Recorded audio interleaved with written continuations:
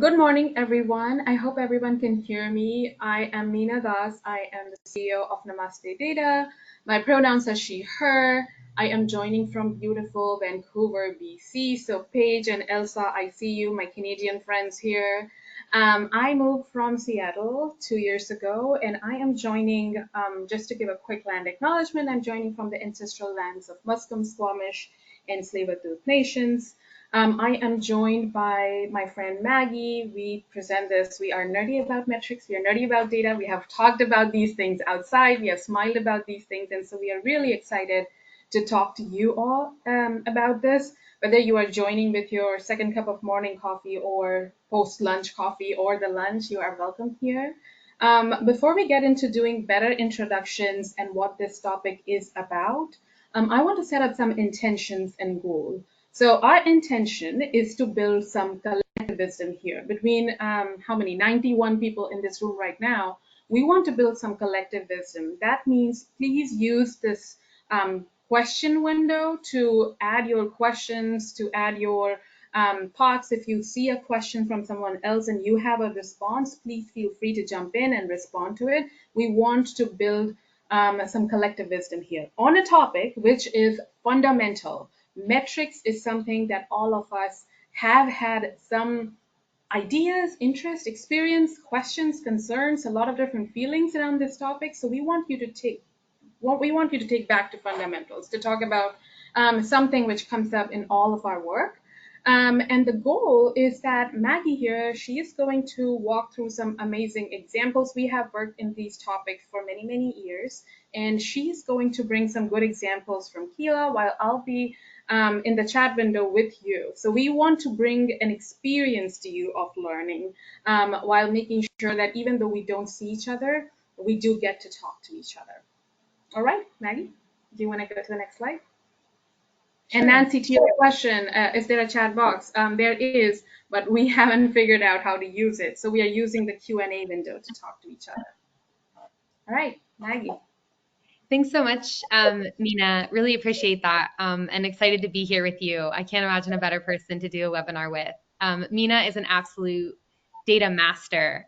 So hopefully you get some time to share the work that you do, Meena, in your intro. But my name's Maggie. I work at Keela. We're a donor management software designed specifically for fundraisers. I'm VP of Strategy and Operations at Keela, but have moved through all sorts of different roles and have had a lot of really close encounters with nonprofits through that. I also come from the nonprofit sector. I've been involved in the sector for over a decade, working with small grassroots organizations, mid-sized organizations, et cetera. And the whole point of joining a software company that designs tech for nonprofits was to be able to create a broader impact amongst the nonprofit sector where there's a platform to do so. I'm based in Los Angeles, California as well. So shout out to all the California people in the chat. I'll pass it over to you, Meena. Thanks, Maggie. My introduction. So my story is that I have worked in the space of data and AI for about 17 years now. I spent a bunch of years in the tech across different countries. I grew up in the beautiful country of India, moved to States and from States to Canada. And about 7 or 8 years ago, I moved to nonprofit industry. So my experience is in the data and core tech, but in different industries. I have found years of joy working in this space. So my work right now focuses on the single question, how can we do good with data? I get to chase that question every day. And part of it looks like consulting by working with all the nonprofits, amazing nonprofits of our sector to find out how can we build more inclusion and accountability in all the data collection that we do or the data collection assessments that we do, the metrics that we create. How can we build more inclusion for people? And the other part of my work is talking and teaching about artificial intelligence. It's a very hot topic. If you haven't heard about this term, artificial intelligence, we are talking about it every day. And I teach and talk about that. How can we build more human centricity as we are thinking about AI? And so with that introduction, Maggie, should we get into the topic? All right. Okay. So what we will leave you today with. This slide is kind of like a promise to you. So this is what we are hoping to do. This is what our anchoring slide. And as I'm talking about that, I want to look in the question window to see how many metrics do you track. I'm really curious. Who is in this room? We have 146 people. How many metrics? Give me a number. It could be a ballpark number. It could be a range. It could be zero. It could be, I have no idea what you're talking about, Mina. Use your creativity. But tell me, how many metrics do you track? Um, let's see, I'm going to give you a second. Every time I ask you a question, please know you have a second to respond. Let's see. Okay. Okay, Anne says around 15. And my chat window is really slow. Jessica says 10. Sharon, I really like it. Many. You are not going beyond that. Good for you, my friend. Okay. Let's see, who else is there? All right, I'm seeing some, Katie, I see none. Thank you for letting us know that. Jane says right now like 3. Okay, so we have like a good range here. Robin said 5 to 15. All right, so we see we are a good range in this room. That means we are going to do some good here with our promise. Our promise is to start with some foundations, like understanding the basics, the importance, why metrics, what are the issues, what are the challenges of talking and dealing with metrics. We want to start with the foundations, and then we want to bring up an example where we'll talk about how can you choose the metrics. What do you do after you have chosen your metric and you're working with it? Which is when we'll bring in some our insights and our work experiences as how you can monitor it, how can you analyze it, and really how can you make predictions with KPIs. I don't know how many webinars actually talk about predictions, but both Maggie and I work with predictions, and this is an interesting angle to me. You can do good predictions with your KPIs. So we want to talk about that too. And through all that, like the last point of building confidence, that just goes back to that intention of building collective wisdom. So both of us want you, I want you to walk away from here feeling like you have good confidence about this fundamental topic of metrics as you're working with it. All right. Thanks so much, Mina. Appreciate that. Okay, so before we dive in, I just want to say that there's several different type of metrics that you can track across an organization. You can track like financial metrics tied to like revenue. You can track like impact metrics, so how impactful your programs and projects are. And then there's fundraising metrics. So today we're going to really focus on fundraising metrics specifically. It's great. I'm actually really surprised in the chat to see how many people are already tracking metrics. So that's a super great start. I also want to preface by saying there's tons of different ways to track metrics. There's no like perfect way. There's different methods. There's different best practices. So I also want to lean on this group to also talk about your experience. I want you to kind of like challenge maybe some of the stuff that you're seeing here, or maybe something that we shared didn't work for you, or maybe you expect that it could work for you and actually make a big difference. So to Mina's point about the collective wisdom, this is a great opportunity to do that. This isn't factual, it's an approach. So I just wanted to start off by saying that. And we will ideally have time for a Q&A at the end. So keep those questions coming through and we'll get to them. Okay, so let's first dive into why tracking fundraising success is so important. I want to give you kind of a mental image to really tie this all together. So one kind of like metaphor that I've heard before that really stuck with me was, imagine you're about to embark on a cross-country road trip. You have like your snacks, your playlist, your friends on board, you're all ready to go, but there's one problem. You don't really have a map or a GPS. So at this point, you'd be driving pretty aimlessly, hoping you end up at the right destination. This is exactly kind of what fundraising feels like without tracking your progress and success, or without having metrics.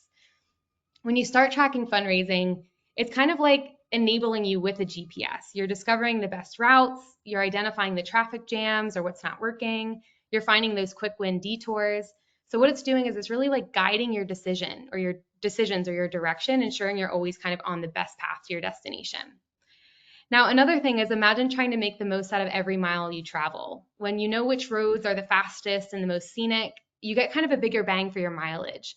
So similarly, tracking your fundraising helps you be a little bit more strategic with your efforts. It shows you what's working best, so you can focus your resources there and really maximize the impact of every dollar and hour spent. So it's about working smarter, not harder. Another big benefit is keeping your team motivated. So just like the excitement of seeing that, that time ticker reducing over a long drive, tracking fundraising success gives your team a sense of accomplishment. It also gives you a clear, like measurable results to share with your stakeholders, showing them exactly how their contributions are driving success. It's kind of like sending stakeholders postcards from your trip, highlighting all the amazing places you've been and the progress that you've made. This is really going to help like build trust and strengthen your relationship, which is vital. And also, let's not forget predicting income or predicting funding or predicting revenue, whatever terminology you want to use for it. Just like you'd use a GPS to kind of estimate your arrival time, tracking fundraising progress helps you kind of forecast future income more accurately. And by analyzing trends and performance data, you can make informed predictions and plan ahead so that you're in a better position for financial stability.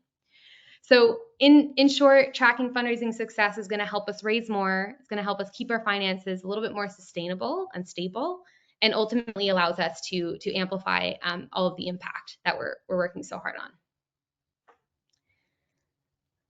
Over to you, Mina. Oh, you're on mute. Sorry, Mina. Of course, I have to be on mute once. Why do we have so much trouble tracking fundraising success? Let's talk about the why before we talk about what's the example. And I want to look at this chat window, and I want to highlight two responses and ask you all a question. On the scale of Ketty, who said none when you track no metrics, and Jay, who said a bazillion metrics you track. So on a scale of Ketty to bazillion, none to bazillion metrics you're tracking, what are the issues you have faced when you have tracked some of these metrics? Are there any issues? Are you comfortable, confident? You're welcome to use one word responses or go make paragraphs, write paragraphs. I love writing. But what are the issues? And I want to, while you're doing that, I want to give you an example of my work. My work involves, like I said, a lot around data equity and AI equity. And so I do work with creating metrics out of strategic planning, mapping it with success. And a couple of years ago, I was working with the National Food Bank out of states. And the biggest issue, so they have their donor data, they have their volunteer data, they have their data around the people who distribute the foods. These systems and the teams in this national level food bank, they do not talk to each other. That was the first issue that I realized as I was working to design their metrics on their revamped dashboard, is their systems do not talk to each other. So there are fragmented systems, right? That's an issue. The data pieces do not talk to each other. So donors who are also volunteers in the food bank, volunteers who are interested to become donors, those things are not happening in the same data system. On the top of it, the teams are siloed. That's another issue. And then, of course, the resources, we are always working under a crunch of resources. Our hearts are always, much bigger, but then our to-do lists are as well. And all of that kind of just leads to this place where we are really scared almost or hesitant to understand what data we need to track and why do we need to track. So all in all, it comes down to this lack of clarity, which does not align our what do we want to measure and are we measuring the right things. And this is one of the biggest issues as we are wanting to figuring out what do we want to track. I want to read a few responses here. Elsa says feedback from the clients. True. Robin says we don't check them regularly. That's the thing, right? We want to create a bunch of metrics, but are we actually using them in the right way? That is another trouble. Or Sharon says too much digital data available. That is another piece. We are living in the data constantly. We are being tracked, we are being measured in different systems. But what do we do with that living in the data? Is that actually translated into the right way of mapping against how we want to see our success? That doesn't happen. So clearly in this group we are aligned this issues that happens when we are trying to figure out what's the trouble of tracking fundraising success. So Maggie, I want to come back to you to talk about what can we do if we are in this alignment. Sure. Thanks so much, Mina. So we know now why tracking fundraising success is important. Mina gave a little bit of insight on what some of our pitfalls are, which it sounds like we're all pretty aligned on that. So what can we do about it? How can we start measuring fundraising progress and success? Like I said, there's tons of ways to do this. Some of you might already be using different methods. For example, you might be tracking success through looking at metrics like the total fund raised, right? So this is pretty straightforward. It's looking at the amount of money that you bring in. You might be looking at number of donors, so keeping count of how many people are supporting your cause. Event attendance, so you're measuring how many people show up to your fundraising events. I also saw some in the chat about like tracking social media impressions, looking at email open rates, etc. This is a really great start, but I want to challenge us to go a little bit further. These types of data points, the ones that I mentioned, are kind of telling us if we were successful. Like total funds raised is an outcome, number of donors is an outcome, but it's not really giving too much insight of how we got there, where we're steering wrong, and where we did really well to kind of hit that outcome. So this makes opportunities for improvement in terms of reaching those metrics a little bit tricky to unearth or uncover. So with that said, one of the best ways, or one way, to track fundraising success is using KPIs, or key performance indicators. This is really just like a fancy word for metrics or numbers that tell a story. So sometimes people use metrics and KPIs kind of interchangeably, and that's okay. Essentially, all they are is like specific and measurable values that are showing you how effectively you're achieving your key objectives. What they're going to help you with is clarity and focus. So really, instead of getting lost in like a sea of data, which I saw come up in the chat too, I think a lot of you can resonate with that. It helps you zero in on like the key metrics that are really going to make the most difference in moving the needle. So if you're tracking too many metrics, right, it can be overwhelming. Like, what is that telling us? What's the story? Where do we focus if we're tracking 30 metrics, right? Because actioning 30 different things can be a little bit tricky unless you have a super big organization and it's really pointed actions. What they also do is provide some insight. So they're going to make it pretty obvious what's working and what's not when it comes to your fundraising efforts. The great thing about this is it's allowing you to uncover what's not working really early on before you hit that outcome and pivot away from what's not working. Another thing is accountability. So creating KPIs is a team effort. So you're going to kind of build them collectively amongst your team. This means that everyone will know kind of which KPIs they're responsible for driving, and then you're all collectively responsible for getting to that end destination or that end outcome. Now, I know it can be a little bit scary to track in fear that it might pinpoint where things aren't going well. This comes up a lot where I think we're not as outward, we don't talk about it as much. I've experienced this too, where I'm like, oh no, what if we start tracking and this looks really bad and that's the thing that I'm responsible for, and then it looks like I'm not doing my job well, right? But the thing is, if things aren't going well, it's going to show up in your organization's like end results anyway, right? And if things aren't looking good, the whole organization is at risk. But I promise, once you start tracking KPIs, you'll actually be amazed at how quickly you can start to turn things around. You might even be able to like brag about how your KPIs are progressing month over month. So contrary to like that fear that's associated with tracking in relation to professional development, it can actually help drive your professional development forward because they become really great indicators of your growth and your progress. And lastly, benchmarking. So it allows you to kind of compare your performance over time against other organizations and not against them, right? It's just kind of an indicator, like where do we fall based on best practice where we should be, right? It's not a competition by any means. Everybody's doing lovely work. Okay, so now that we have an idea of kind of how KPIs can help us, there's kind of three categories of KPIs within the realm of fundraising. And this is just the way that I've grouped them. You could probably group them in your own, types of categories. But there's KPIs that the board wants to track. So the board is likely interested in seeing KPIs that are like, quarter over quarter, biannually, month over month. These are typically like higher level metrics like total funds raised or like fundraising return on investment, donor retention rate. Everybody's boards operates differently. Everybody's boards are a different size, right? You might have boards that are way more in the weeds and therefore like tracking more granular metrics alongside you. But typically boards want to look at the overall health of the organization through those higher level metrics. Then you have management KPIs. So these are the KPIs that you and your staff are looking at more frequently. And maybe that's daily or weekly, monthly.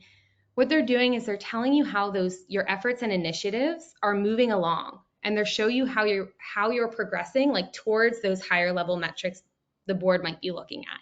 And they're giving you a chance to kind of adjust along the way. Then you have benchmark KPIs, which I kind of just briefly touched on, but these are KPIs that are used as reference points to compare how you're performing against best practice. These KPIs usually kind of are looking at the most important elements of running a successful nonprofit. Some examples might be like donor retention rate, email open rate, where there's typically like an industry standard. So by breaking KPIs down into these categories, you can see kind of how each one serves a different purpose, but all contribute to like a complete picture of your fundraising success.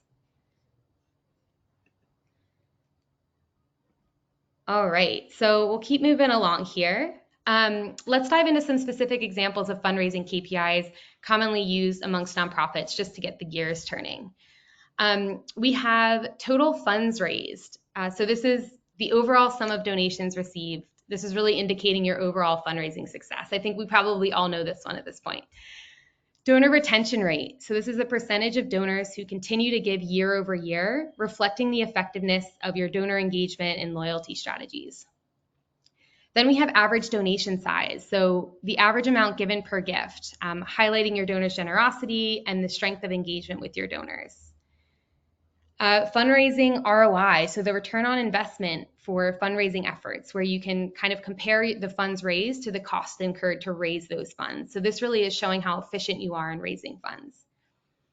Donor growth rate, so the rate at which new donors are acquired. So this is demonstrating your ability to attract new supporters. We have second gift percentage. So this is the percentage of first-time donors who make a second donation. This really is indicating your success in converting those one-time donors into repeat donors. Then we have recurring gift percentage. This is another really common one. This is the proportion of donors who are recurring donors. This is ensuring your organization maintains a stable revenue stream or funding stream. We have donor conversion rate. So how many prospects and contacts are becoming actual donors? So this helps measure the effectiveness of your fundraising appeals and your calls to action. You can send out a zillion emails, right? But how many of them are actually converting? Online gift percentage. So this is the total donations received through online channels. So this will reflect your organization's success at digital fundraising efforts. And average lifetime value. So the total contribution we can expect from donors over their lifetime. So this helps assess long-term giving potential or fundraising potential. Mina, while I keep going, you want to maybe prompt the audience with a question? Absolutely. That is what I've been trying to do using the chat window. Thank you for sharing. Yeah, this is a good idea to like unmute and come up on the voice. So I have a question for everybody. Do you track any of these KPIs? I'm interested to know as I'm responding to Beth to your question. Are there some of these KPIs that Maggie's talking about that you see on your screen? Are you tracking it?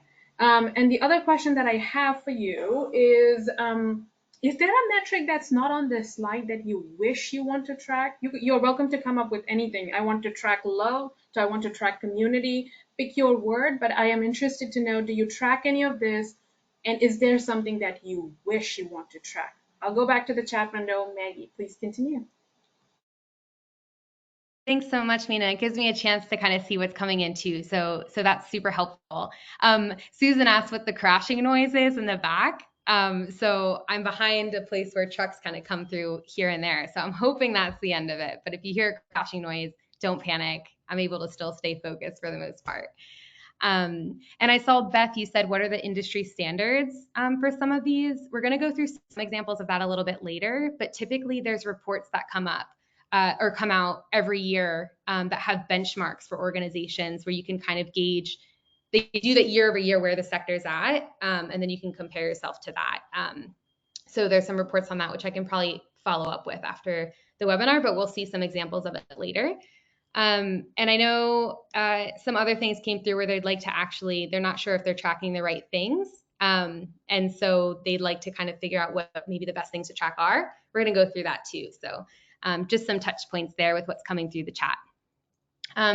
So essentially, all of these KPIs that you see here are going to help us pinpoint where our like how healthy our organization is, where we aren't so healthy, and where there might be an opportunity to lean in to grow our organization a little bit more.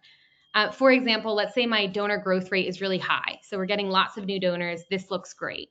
But then I see that our second gift percentage is really low, meaning what that tells me is we're good at initially getting those donors in the door, but we're not great at keeping them donating a second time. That's insight on what we can work on, right?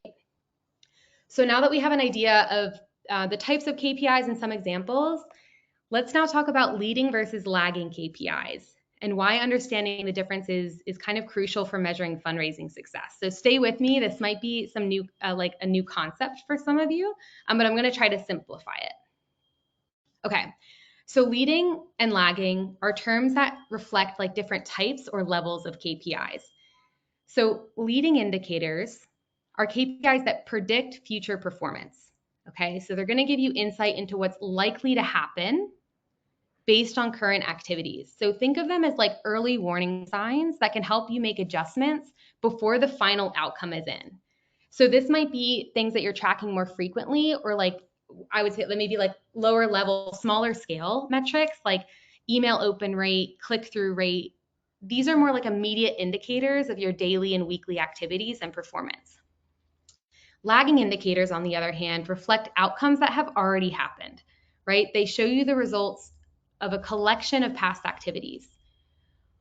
While lagging indicators are essential for like evaluating success, they're not really going to help you change course along the way that leading indicators do.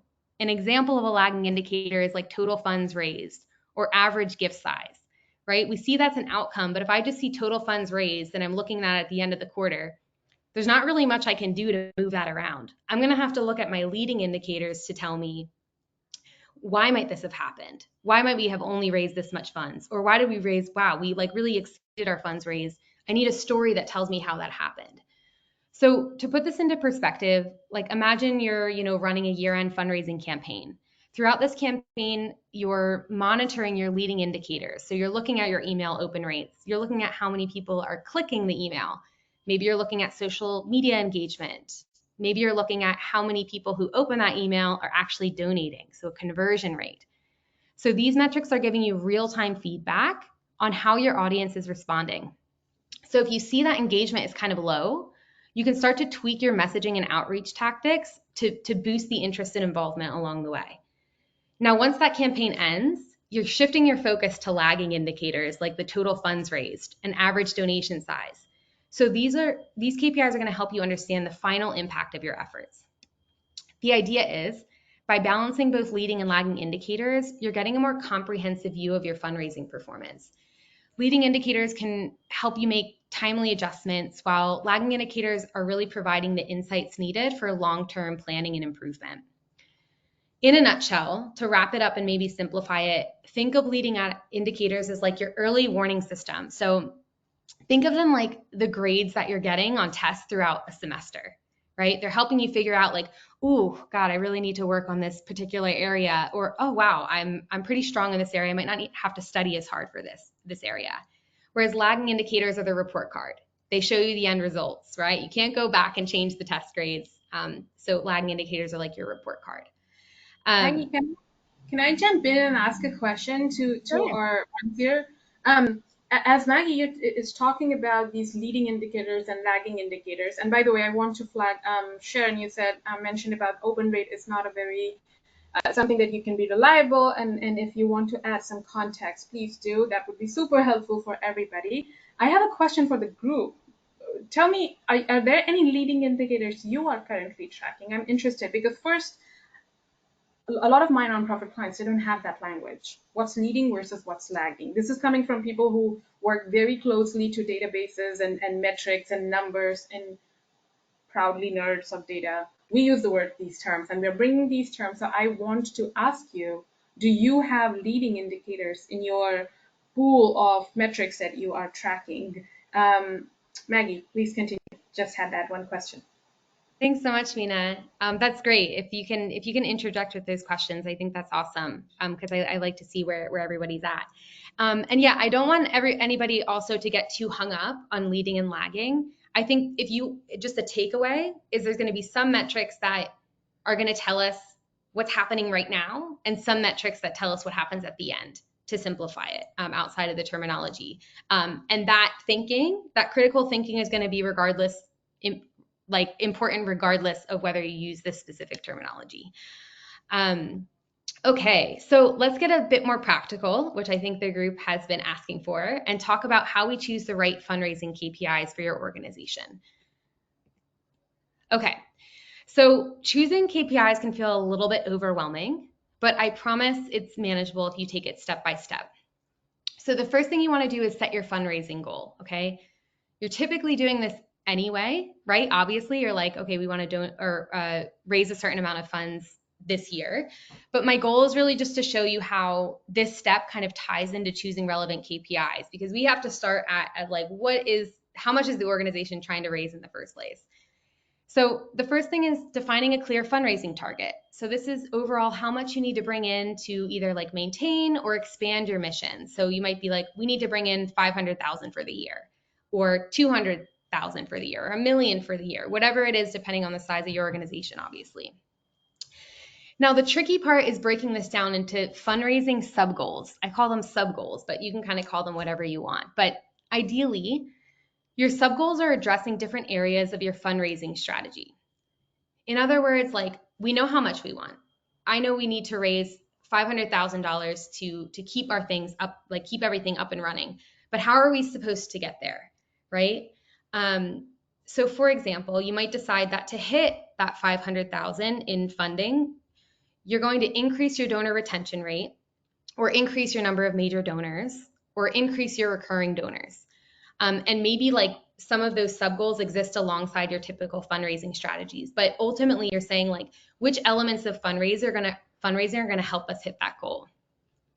Here are some things that can kind of help you figure out what those sub goals might be, because I find they can be a bit harder to develop than that big shiny like this is how much we need to raise number. So first things first, we cannot lose sight of the mission. I think someone said in the chat earlier, I asked for some more context, but what we do is not just about metrics, right? I think people can get stuck on the numbers.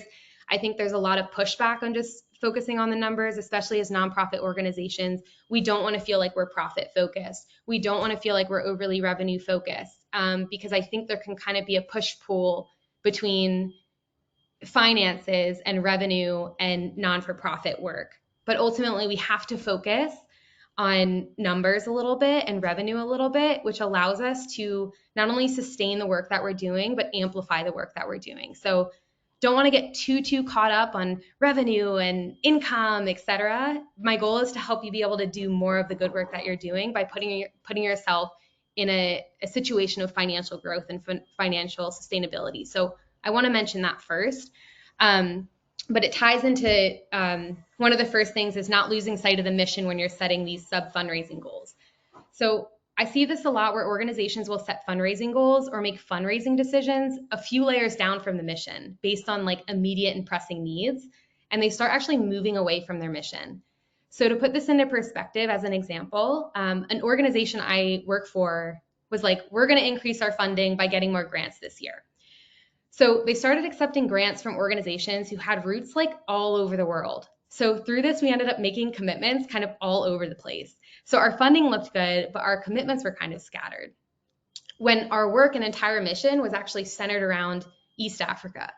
So it's lovely that these organizations were all collaborating, but it ended up being like a bigger resource suck for us than it ended up being impactful for our beneficiaries, because our work and funding was spread thin and actually moving us away from our mission.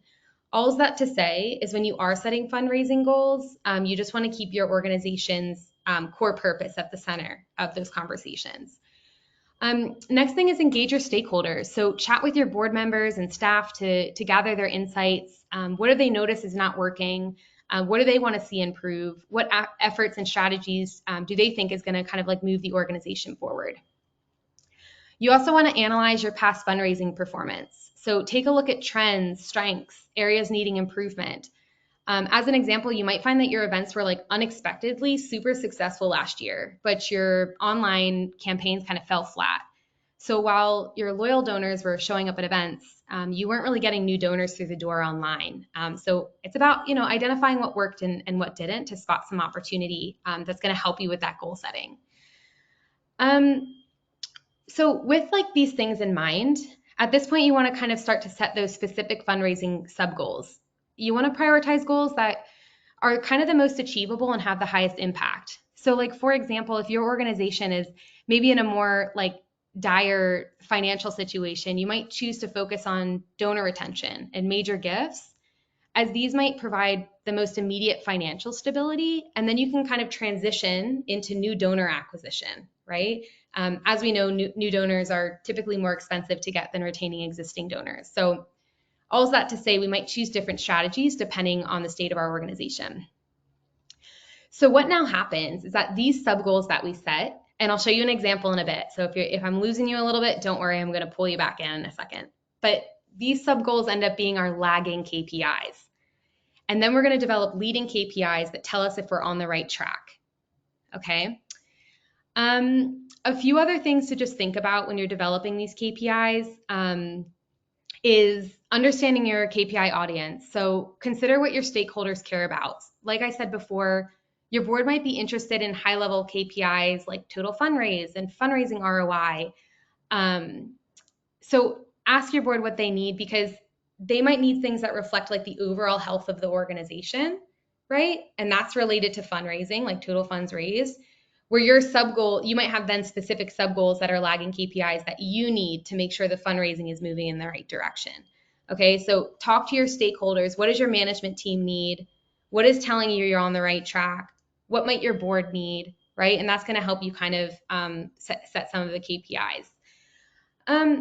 I would say start small and expand. So this can be a little bit overwhelming. You want to start with a manageable number, like maybe 5 to 7 KPIs. It allows you to focus, get a good grasp on data without kind of spreading yourself too thin. And once you're more comfortable, you can add in more over time. I would also say you want to be careful about having too many. If you have too many where you find it's almost impossible to track, or you don't even know why those metrics exist anymore, it might be an indicator that you have too much. Another is ensure the data availability. I know we talked about this a little bit earlier, but make sure it's actually trackable. Do you have the data? Does it exist? Is the data, of quality, right? Is there consistent tracking of this data? If you don't have the data, that's okay. You don't want to throw out a KPI that's super useful because you don't have the data. You just need an action plan to either gather that data or improve that data quality over time. You can also note for each KPI that like, hey, we're not so sure that this, like open rate, I saw was an example someone gave. Open rate isn't totally reliable, right? We know that. But let's just note that it can still be a guide, even if it's not factual. Okay, so your KPI data doesn't have to be absolutely perfect. It can still be a guide. Just try to improve it over time. You want to have a balance of leading and lagging indicators, which I'll stop talking about because I know I'm way too passionate about leading versus lagging, and I think you got it. And then the idea is you're finalizing 5 to 7 KPIs that you can move forward with as a starting point. Okay, KPIs you can kind of change over time. You want to track them long enough that you can be like, oh, no, not working. Let's throw it out and try something new. But definitely don't get stuck, because sometimes you'll end up getting stuck in tracking the same metrics for a year only to find out at the end of the year they're not really that useful. So you want to constantly reflect on that. Okay, so let's walk through and go ahead, Mia. I have 2 things for us to look at. So one of the comments from Nancy, I want to read that. Nancy says sometimes the leading indicators don't explain or correlate to the lagging. We had strong open rates on a recent campaign, but a low conversion rate. I want to flag that comment here, just so if you want to add something, if you're talking about data availability and balancing leading and lagging indicators. Thanks so much, Mina. That's awesome. That'll tie well into the ongoing conversation here. Glad you pointed that out. Okay, so let's turn this into an example to kind of bring it to life a little bit. And then we're going to get into like how we track these, what these look like, leading and lagging, and how they work together. We're going to get a little bit more practical in a second. Example. Mission focused. So let's say I'm an organization and we want to, our initiative this year that's tied to our mission is to launch literacy programs in 4 schools in Philadelphia. How do we want to do this? Well, the first thing we need to do is ensure that we have consistent funding year over year to sustain the programs. Right now, our funding is not consistent. We can't ensure that we're going to sustain the programs year over year. So for this to actually work, we need to make sure we have the same consistent funding, if not more, year over year. So what's our current gap in consistent funding? Where's the problem? Why is this not working?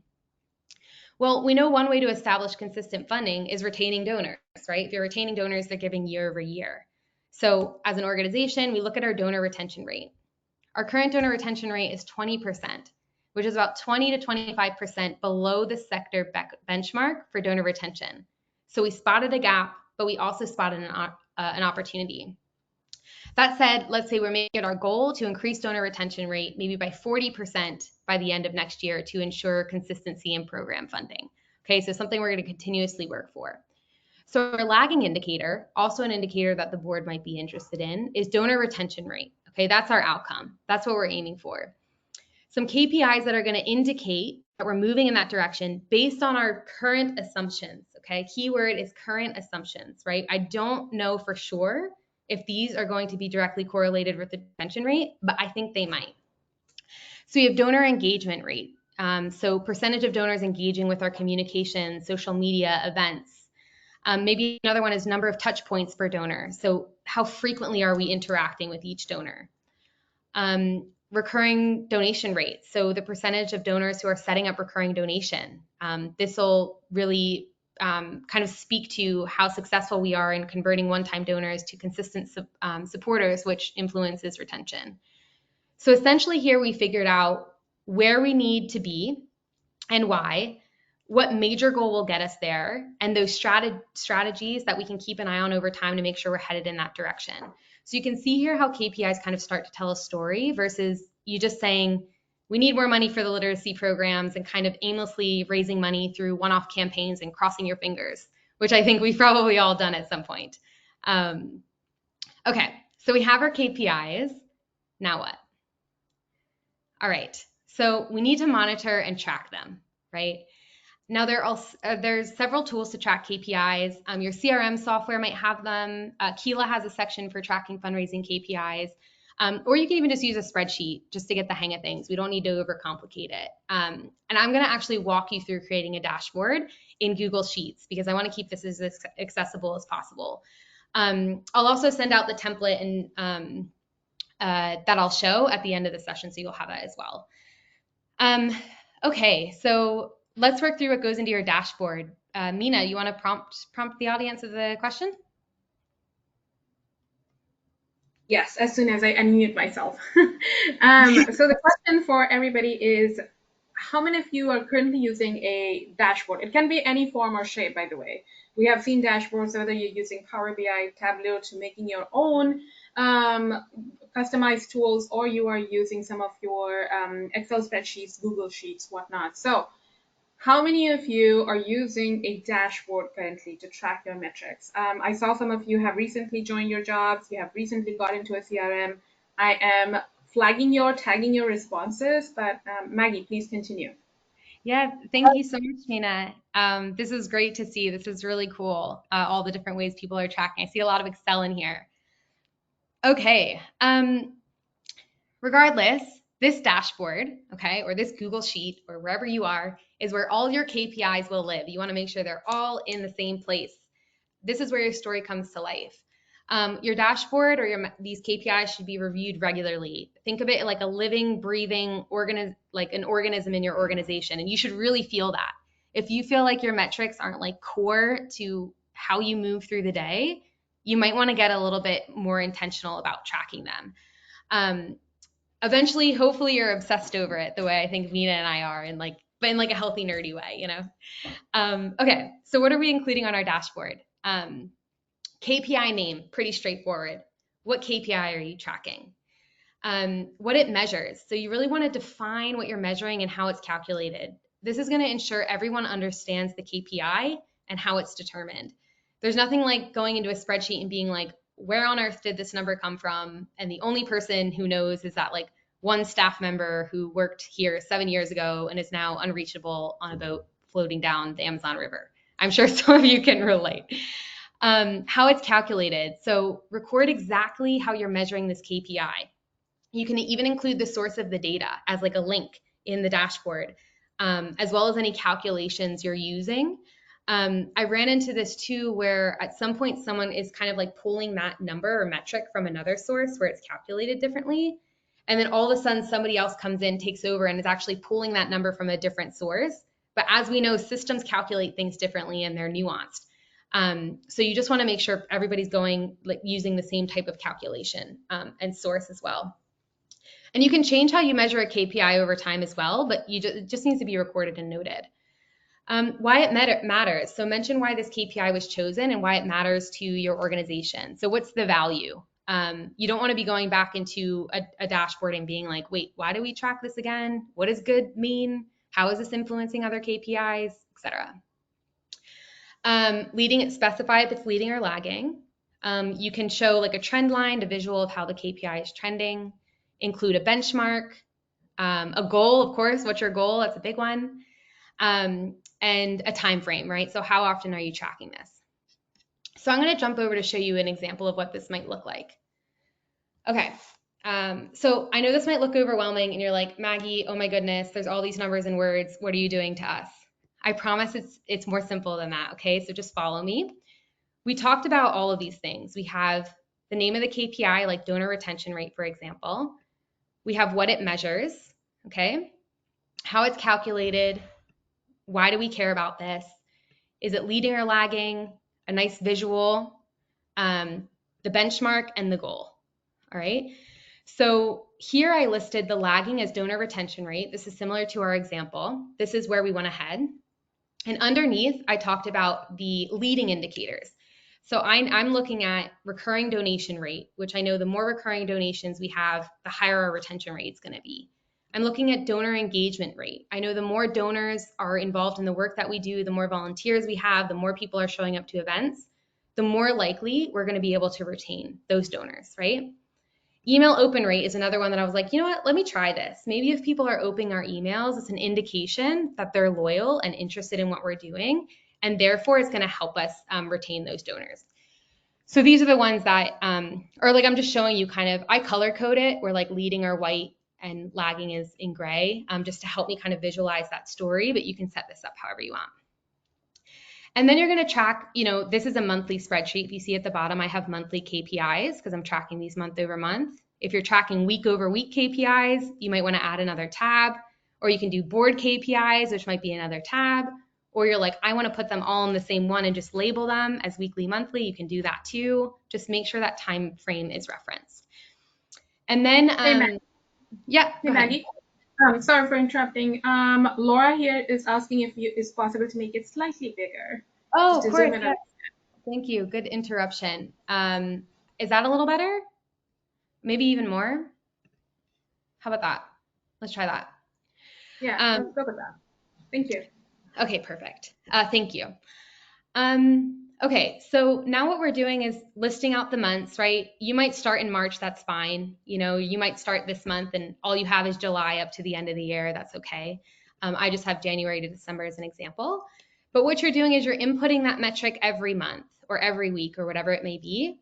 I color code them with conditional formatting. So if I'm, below my goal, it's orange. If I'm above my goal, it's green. And that just helps, like in one glance, you can very quickly tell like which metrics I'm doing really well and where I'm kind of missing the mark, right? So this is kind of how a KPI dashboard is set up. I had some other slides on how you do analysis and how you can make predictions, but I'm going to avoid going back to the slides because I want to move along. I know we're coming up on time, so I'm just going to talk through it, okay? I'm going to zoom out just a little bit. Sorry, it helps a little bit, but let's take a look at our donor retention rate goal and our leading indicators. All right, and let's go to January. What's happening in January? We're below our goal and below benchmark in almost every metric here, and that's okay. Let's say we started in January and we're like, it's okay. This is our baseline. Now we know where we're at, and we're going to try to improve these things. So we're starting to improve things, right? Then in February, what do we see? We see donor retention rate went up 1%. Awesome, great. Indication that there's movement. Recurring donation rate also went up. Okay, good sign. Donor engagement rate stayed flat, right? It's 10%. Email open rate went up.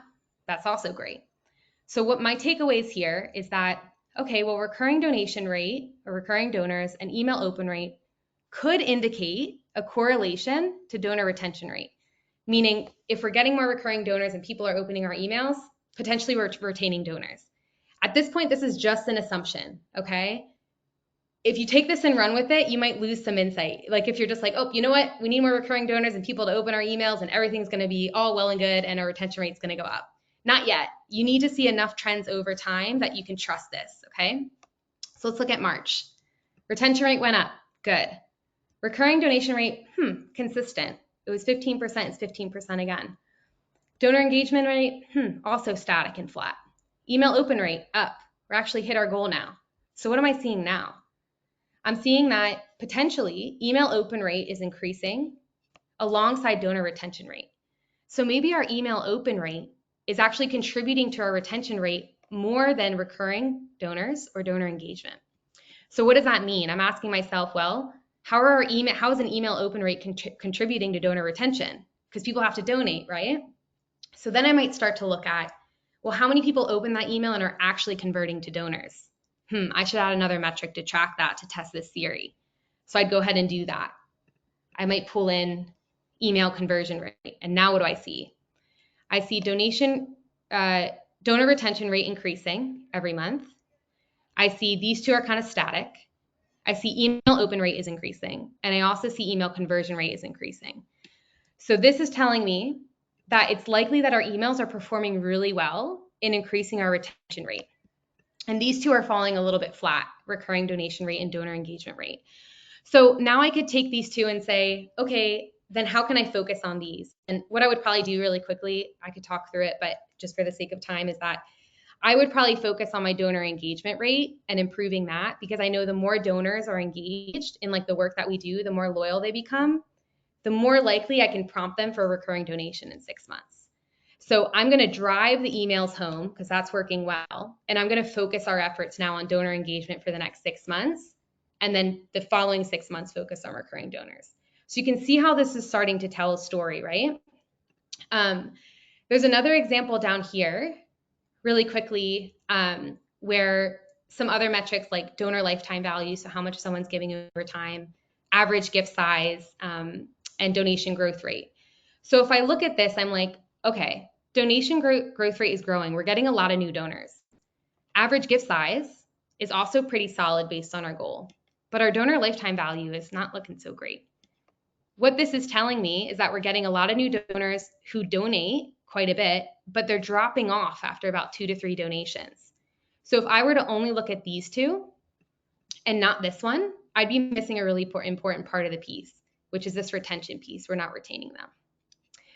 And one last thing before we jump back to this slide and I let Mina kind of take over for us, is predictions. I have to go so fast. I get so excited, I overtalk sometimes, but okay, so some predictions. What you want to do is kind of just look at maybe like seasonality or look at some anomalies here. Like donor retention rate, I can see it's pretty steady. And then in November and December, it spikes, okay? Where else is this happening? I see recurring donation rate, pretty steady growth. Donor engagement rate, pretty steady, spikes. Email open rate, pretty steady, declines, right? So I might look at this and be like, what's going on? Well, I know that we hosted an event at the end of the year, which increased our donor engagement rate because we had a lot of attendees, which increased our retention rate because a lot of those attendees donated. And we also know that email open rate, our emails weren't as successful because it's the end of the year and people are getting bombarded with brands and, you know, things to purchase and maybe other organizations. So we can't expect in the future or next year a lot of email conversion or a lot of email open rates, but we can expect that if we host another event, we can expect a similar result. So those are some ways that you can start to make predictions. There's some other ways here too, but I want to keep it moving. So we'll jump back. Maggie, actually, Maggie, would it be okay? We have 5 minutes. Would it be okay to go back to your dashboard? Because I can use that to talk what I want to talk about. Oh, perfect. That sounds great. Yeah. Fantastic. Thank you. Okay, three things, my new friends. One is that to some of the questions, that's to your question, yes, you would get the spreadsheet, you would get the template, you would get the recording, the PowerPoint. So even if Maggie and I don't get to finish end to end every slide, we want to make sure you are taking away some interesting and important things. So this is a perfect slide. Maggie, thank you so much for everything, how you teal together the story. So if you want to go back to this recording, please pull the last 10 minutes when Maggie was showing how every month over month she was building some story. What I want to talk to you is the second thing to what I think, Christy, what you mentioned, you just went into CRM and you are starting to collect some data and you are thinking about someday, hopefully, getting to this point of tracking this. I want to talk to you why this is important. What, Christy, and any of you who are just starting to do this, this is, first of all, I don't want you to feel overwhelmed when you are doing this. This is a good work, and why it is important, which is what my slide would have been. Why this is important is because from a data equity point of view, you are building more access, right? This metadata information about your metrics, you leave your job and move out, you are still enabling your team to figure out what this metric is, why was it calculated, why it matters, right? Or you bring new team members, you're onboarding them for some of these metrics, you're offering them this dashboard to get them a clear picture of why this matters, whether this is leading, lagging, what does this mean, right? So this is important, not just from the point of view of measuring your success, but also building some data equity. Now, to I think Sharon's point, who mentioned, would it be better if we use some community-centric fundraising ideas? It would absolutely be. So let me talk to you, give you three things you can do when you're thinking of making it more community-centric. What does that mean? That means you're building more transparency in your dashboard. First of all, transparency, basic. Anybody on your team who is getting to look at this dashboard, they should be able to figure out what this means, not just by means of assumption, but by because you give them clear definitions, clear examples, some sort of a help page on this dashboard telling them who lives in this data, if you're collecting recurring donation rates, so what is that data? So offering that little bit of transparency on your dashboard, that makes it community centric, that makes it more accessible to everybody, right?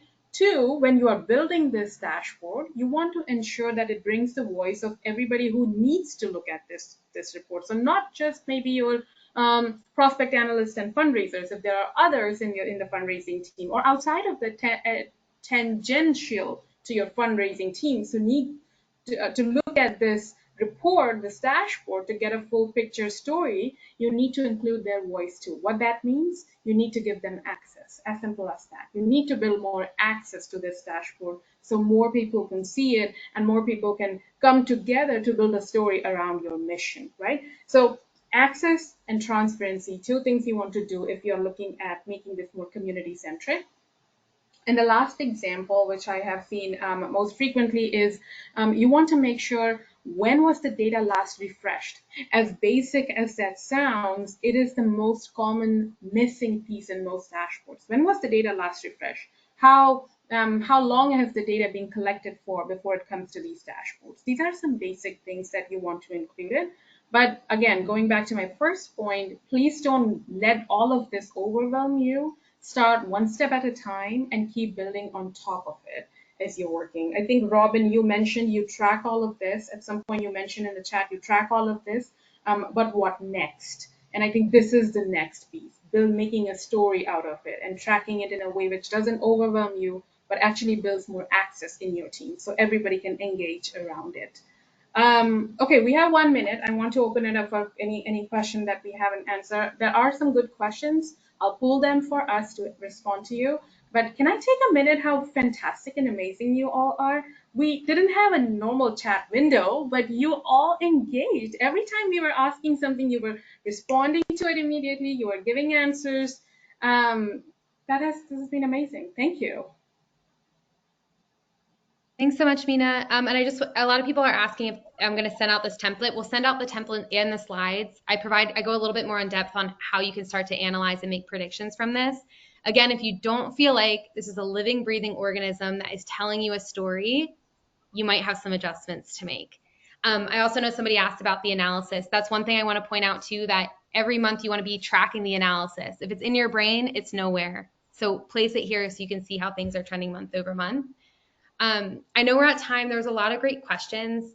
So Mina, I think rather than answering them real time, I might collect them and then try to send out a follow-up email. We have your emails and everything coming through as well, to answer some of those questions. I think Mina and I are both like more than happy to support. We love this stuff. And of course, we were only able to hit the surface today. So we'll try to help you as much as possible via email. But yeah, other than that, I think that's everything that we have for today. Mina, do you have any last words? No, just that. Thank you so much for joining. Please learning one data thing at a time. Don't make it scare you. Don't make it afraid. Just keep trying. You have our information. Like Maggie said, we really are two people who are interested in talking about this anytime, any day. So please reach out to us, whether through LinkedIn or our websites or our emails. Our doors are always open to have tea, new friendships, and talk about data. Thanks so much, Mina. And I just put up on the slide too, if you're interested in a CRM system that has KPIs kind of baked in, and like fundraiser centric tools like donor insights, et cetera, definitely check out Keela. We've been trying to really emphasize fundraiser centricity in the tech we build. So yeah, that's everything we have. Thank you so much. We'll bring it to a close, and you'll get the recording and all the resources as a follow-up soon. Thanks, everybody. Bye.